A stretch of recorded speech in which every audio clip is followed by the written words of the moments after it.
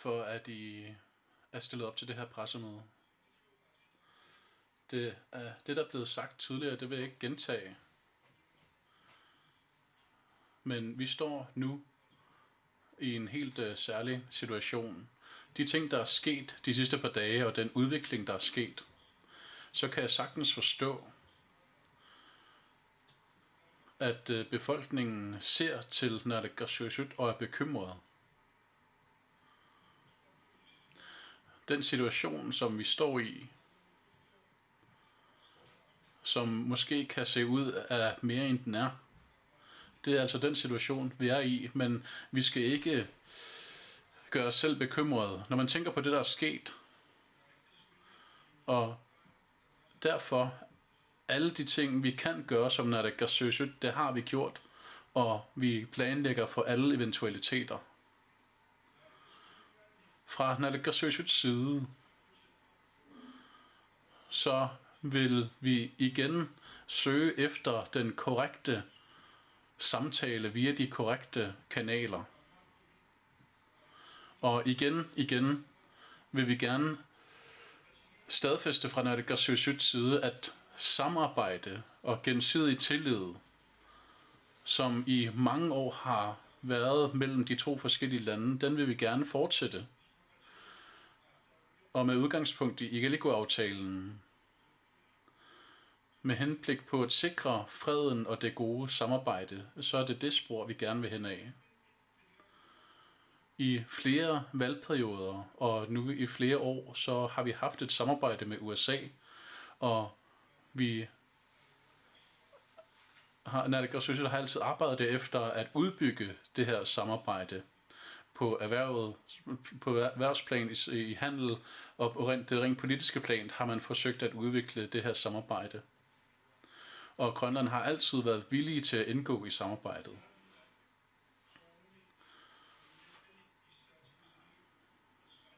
Grønland vil selvfølgelig sige det mål, som de har. Det vil vi altid tydeligt sige. Altså jeg vil ikke stå og gentage mig selv her, men de ting, som vi har sagt her fra landet, og det, som vi står sammen om fra naalakkersuisuts side, det står vi stadig fast ved. Men de sidste ting, de sidste hændelser viser, at vi er nødt til at skærpe tingene, og det er det, vi arbejder på lige nu. Som I sagde tidligere, fra naalakkersuisuts side, så har vi fokus på det gode samarbejde og være trygge ved hinanden. Det vil vi stadig eftersøge.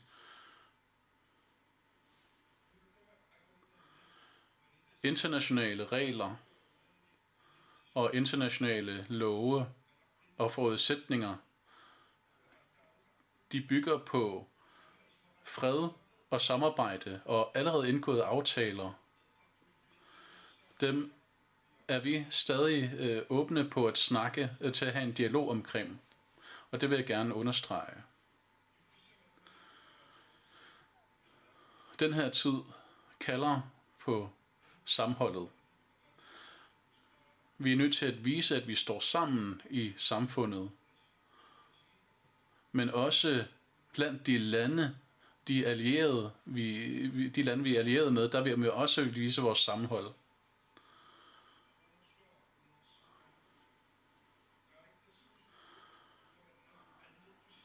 Naalakkersuisut vil gerne arbejde yderligere på at stærke vores grænser, og det vil vi selvfølgelig stadig arbejde videre på.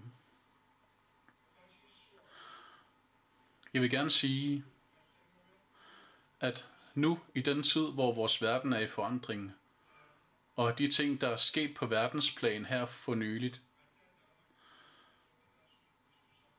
så har vi aldrig tidligere endnu et ansvar for at stå sammen på verdensplan. Derfor lad os bruge de rette kanaler for at tale sammen og finde hinanden. Lad os være åbne for at samarbejde med hinanden.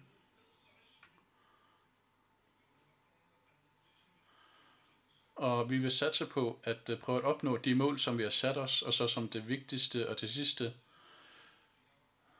landenes samarbejde, der allierede samarbejde, særligt via NATO, det vil vi gerne uddybe og forstærke. Fordi det kan vi ikke komme udenom lige nu. Fordi hos naalakkersuisut har vi hele tiden, under hele processen, haft dørene åben. Helt til sidst, så vil jeg gerne gentage det her med sammenhold. Det er ikke tid til splittelse lige nu. Det er ikke tid til at være bekymrede og ængstelige. Og derfor tager naalakkersuisut det selvfølgelig alvorligt og arbejder videre med det her. Og det samarbejde, det er der lige nu i gang blandt de forskellige fælder. Tak.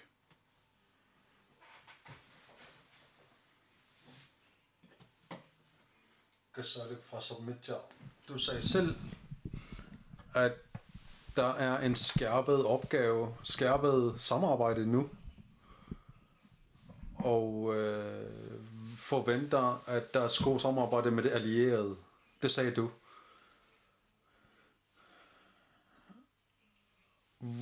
USA har overtaget Venezuela i løbet af få timer, og Grønland er et nemmere mål end Venezuela. Hvad synes du om det? For det første skal jeg sige, at vores land er ikke den rette at sammenligne med Venezuela. Vi har et land som er demokratisk, som har været demokratisk i mange, mange år. Og hvis vi kigger på det fulde billede, så kan jeg godt forstå, at der er nogen, der er bekymret for det. Men det samarbejde og det skærpede samarbejde, som vi kører lige nu, betyder, at vi gerne vil genskabe den tidligere samarbejde, vi har haft med USA. Især inden for den gode samarbejde, vi har haft for at få den tilbage imellem os. Situationen er ikke sådan, at USA kan erobre Grønland. Sådan er situationen ikke. Vi skal derfor ikke gå i panik. Vi skal genskabe den gode samarbejde, vi har haft. Vi undersøger alle mulighederne, og vi vurderer forholdene lige nu. Er der nogle spørgsmål igen? Du sagde, at du gerne vil fortsætte dialog med USA. Hvis det ikke har fungeret så godt, som det gjorde, hvorfor? Det er en rigtig godt spørgsmål. Det skærpede kommunikation og det skærpede samarbejde, det fortsætter vi med. Og med det hændelser kan vi se, at der er flere lande, som reagerer på det, og det skaber selvfølgelig også en pligt hos os. Og lige nu er vi fuldt i gang med at genskabe det gode samarbejde, og den gode dialog, der skal til, som ikke foregår alene via pressen.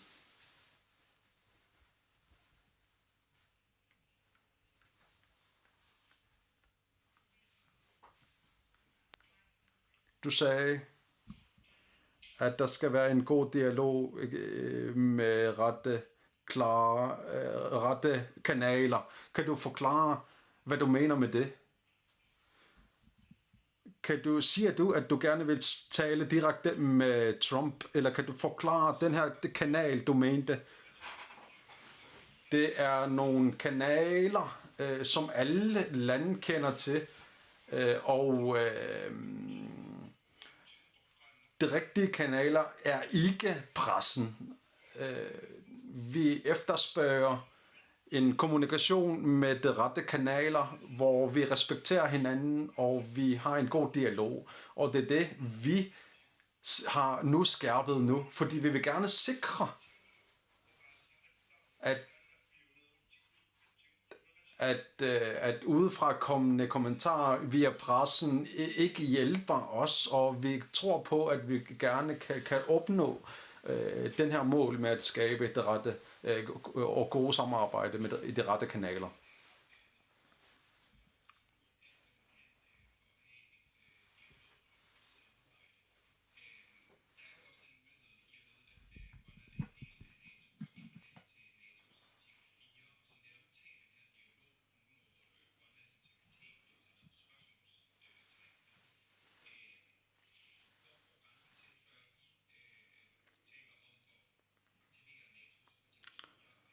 NATO artikel 4 må det tilslå Qaqugo Atlantisvision. Som jeg sagde, er vi fuldt i gang med at skærpe kommunikationen med de andre lande, og vi har også en skærpet kommunikation med NATO. Og jeg synes, at det er tidligt at sige noget om det, og det er ikke på tide at drøfte disse ting. Lige nu snakker vi om at genoptage den gode samarbejde, vi har haft, og komme tilbage til det normale forhold, og det er det, vi går efter lige nu.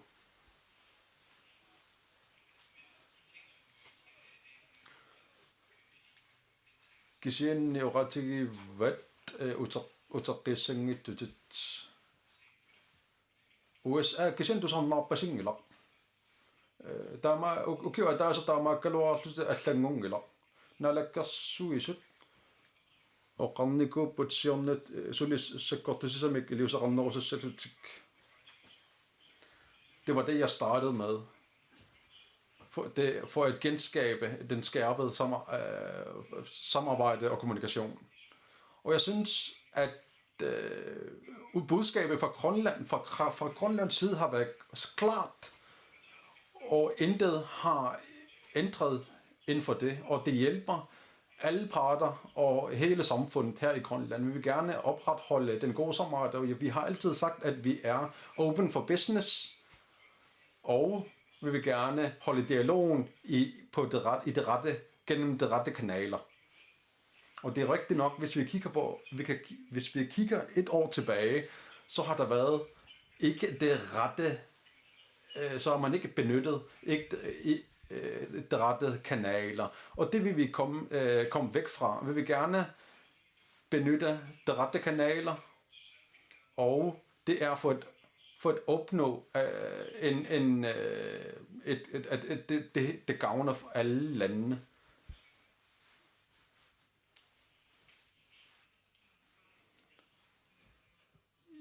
Jeg vil lige gentage mit spørgsmål, fordi du svarede forkert. Nu har du henvendt dig. Hvordan vil du gøre tingene anderledes nu? Vi vil gerne have en direkte linje. Vi vil forsøge at genskabe kontakten igen. Vi har ellers flere kanaler. For nyligt har der været nogle joint committee møder her i Grønland. Vi har også andre diplomatiske kanaler, som vi kan benytte. Hvis vi ikke kan benytte de rette kanaler, så vil vi have en henvendelse direkte fra Naalakkersuisut. Og hvis vi ikke kan genskabe det tidligere forhold, så kan det måske være, at det vil være en udfordring, men vi bliver nødt til at samarbejde, og vi kan ikke undgå at have en samarbejde med hinanden. Vi bliver nødt til at gøre noget ved det her.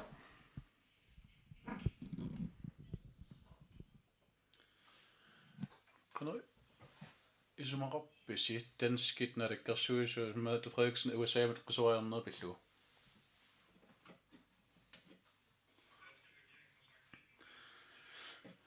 Danskit Naalakkersuisut oqaatini ningeqattaarsimavai utiqattaarsimavai uagut aama oqaatigut piseqattaarsimaorput immitsinut ataqqisaaqarpugut аллатсиуллу атеққаратигитаарарлута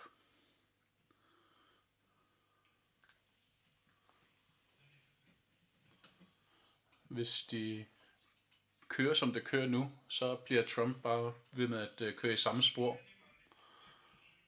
Fra Naalakkersuisuts side, så vil vi nu skærpe tonen, fordi vi ikke er tilfredse med den situation, som vi står i. Nu må det være nok med, at kommunikationen foregår via medierne og af forskellige omveje. Det vil vi ikke acceptere, det er ikke respekterende, det vil vi gerne overkomme. Og det har vi sagt tydeligt fra Naalakkersuisuts side fra starten af. Så det vil vi efterfølge, og det er også det, vi vil arbejde efter. Forholdene i dag og de sidste hændelser viser, at venskabelige regler og internationale regelsæt, de er under pres. Det her samarbejde og venskab, vi har haft gennem mange år, de er også ud til at være presset, og det kan vi ikke acceptere fra Grønlands side. Og derfor, for at komme et bedre skridt hen ad vej, så vil vi gerne prøve at indgå eller genoptage det gode samarbejde. Sidste spørgsmål. Jeg kan minne kibbiu kissaatigisuma upalungaarsumanassamit atatallugumisissuisoqarsasoq innuttaasut toqqissisumaneruniassammata арлаатигут сусоқариатаассаппат налаккерсуисут сусоқассава сулиқано илиуссаппат. For det første vil jeg gerne sige, at jeg synes ikke, det er hensigtsmæssigt at snakke om eventuelle eller mulige militære operationer her i landet. Selvfølgelig skal man være ops på det her i beredskabet, og man skal være forberedt på, at hvis man eventuelt skulle nå det punkt, og de ting er vi i gang med at afklage fra Naalakkersuisuts side. Og det er også nogle ting, der kører løbende. Selvfølgelig de her forhold og de sidste ting, der er sket, og de mange ting, der er blevet taget op, så har det åbnet øjnene op for Naalakkersuisut i forhold til sådan nogle eventualiteter, det skal jeg sige. Men jeg vil også gerne gentage, at vi er ikke i den situation, hvor vi tænker på, at der måske kan ske en overtagelse af landet over natten. Og det er derfor, vi slår ned på, at vi gerne vil det gode samarbejde, og at vi gerne vil tilbage til status quo, og vi vil gerne tilbage til det gode samarbejde, som vi har haft tidligere. Jeg siger mange tak for i dag, for at I har mulighed for at møde op.